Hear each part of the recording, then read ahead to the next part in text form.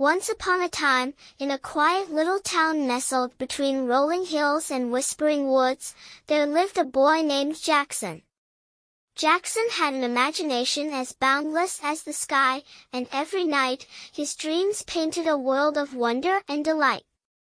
One night, as the stars twinkled like diamonds above, Jackson drifted into a dream unlike any other, a dream of a kingdom where toys ruled the land.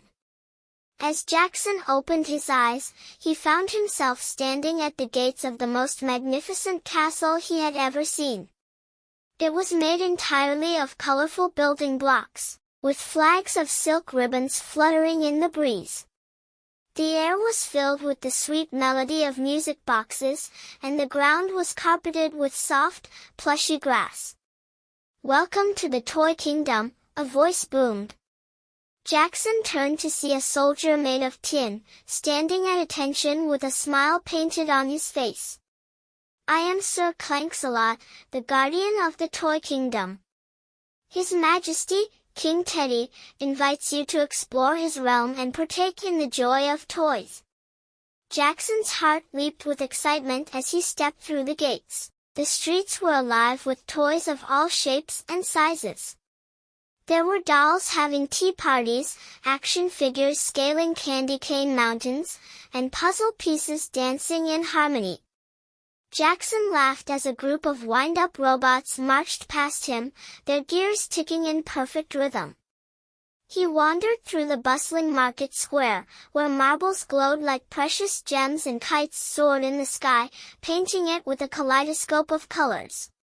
Jackson picked up a yo-yo, and with a flick of his wrist, he sent it spinning, its string humming a tune of pure joy. As he ventured deeper into the kingdom, he came upon a garden where stuffed animals lounged under gumdrop trees, sharing stories of the children who loved them. Jackson sat beside a wise old owl plushie, who spoke of the nights spent watching over a sleeping child, and the comfort it brought to be held tight during a thunderstorm. The sun began to set, casting a golden glow over the toy kingdom. Jackson found himself at the edge of a vast lake, where sailboats raced across the shimmering surface, their sails billowing with laughter. He hopped onto a boat shaped like a swan and took the helm, steering through the gentle waves as the stars began to emerge. Night fell, and the kingdom sparkled with fairy lights.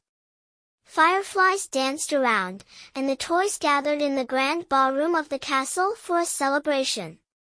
Jackson was greeted with cheers and applause as he entered, and King Teddy himself, a regal bear in a crown of golden thimbles, welcomed him with a warm hug.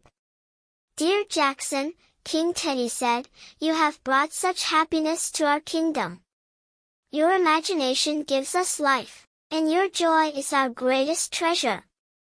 The toys cheered, and the music swelled as Jackson joined them in a dance that felt like it could go on forever. But as the clock struck midnight, the dream began to fade, and Jackson felt himself being pulled back to the waking world. He awoke in his bed, the morning sun peeking through the curtains. Though the toy kingdom was no longer around him, the happiness it brought remained in his heart. Jackson knew that every night, when he closed his eyes, the toys would be waiting to welcome him back to their magical realm.